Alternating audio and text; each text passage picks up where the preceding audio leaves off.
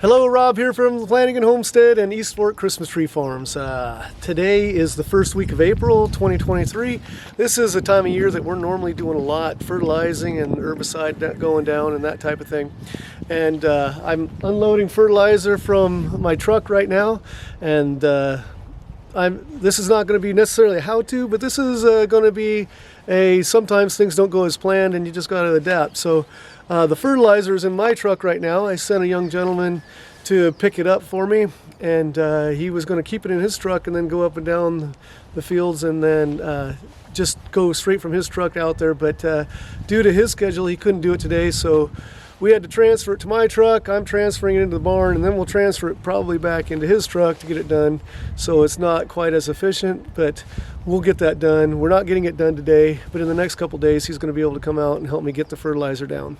So, and again, I'll talk more about that when we actually do it, but we sprinkle 2 ounces per foot height of tree around the drip line of the trees.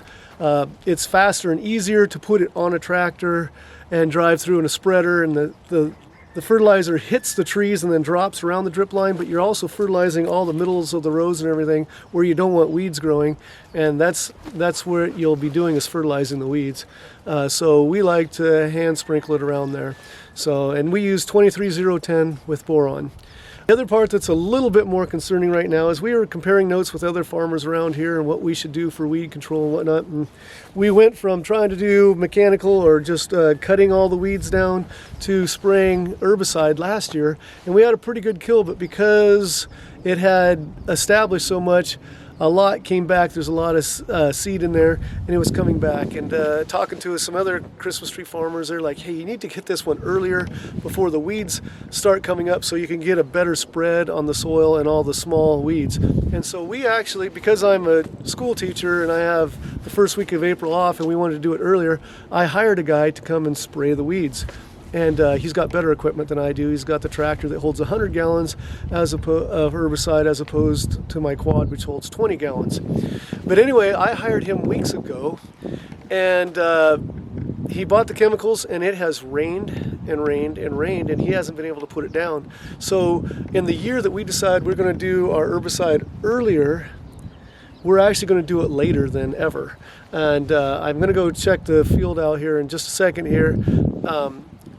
I'll show it to you, but the weeds have, in the last couple of weeks, have really taken off, and so there's some spread of the leaves and whatnot, so we're not going to get a good spread of the soil sterilant on the ground. So we're going to be battling this probably for a couple of years to get ahead on the weeds. But that's one concern. And the other concern is the weeds are starting to grow, but I'm afraid that the smaller trees, the buds are going to start opening up, and if they're budding out and growing, the herbicide is going to kill my trees. So we need to get the rains to stop. And the weather forecast earlier this week just said rain, rain, rain, rain on the 10-day forecast. Hopefully we get a break, but the rains have got to stop just long enough that we can get the herbicide down and onto the plants and then come back. But we haven't had a day in 3 weeks that we were confident that it was going to rain sometime that day. So hopefully that comes soon. So here's one of the rows that you can see the thistle has really started to take off and spread. And this is an area that the sterilant is going to have a hard time getting to the ground. We have this grass, I'm not even sure what's going on here, that this grass and this type of grass grows in big old clumps, and it's hard to knock these back and kill them and get the herbicide down to the ground and the other plants. So this is encouraging as far as trying to get the herbicide down. Normally this time of year the buds are starting to swell on the younger trees and they're opening up, but these are still closed pretty tight. I could spray herbicide today and not hurt anything here. Same thing here. This tree is in good shape except for the moles trying to dig it up. More really young trees. Again, it doesn't look like bud swell is happening. We probably have at least a week, maybe 10 more days we could probably safely spray. Well, just as I said, it's raining all the time. The sun comes out and makes a liar out of me, but you can see the clouds up behind me here. So there you have it. I think we have a little while yet to get our spray down safely down, so hopefully that happens fairly soon. When we get the fertilizer down and the herbicide down, we'll I'll try to make a video and update you on what we're doing and how we're doing it. But things don't always go as planned, but I think we still have time to make everything work.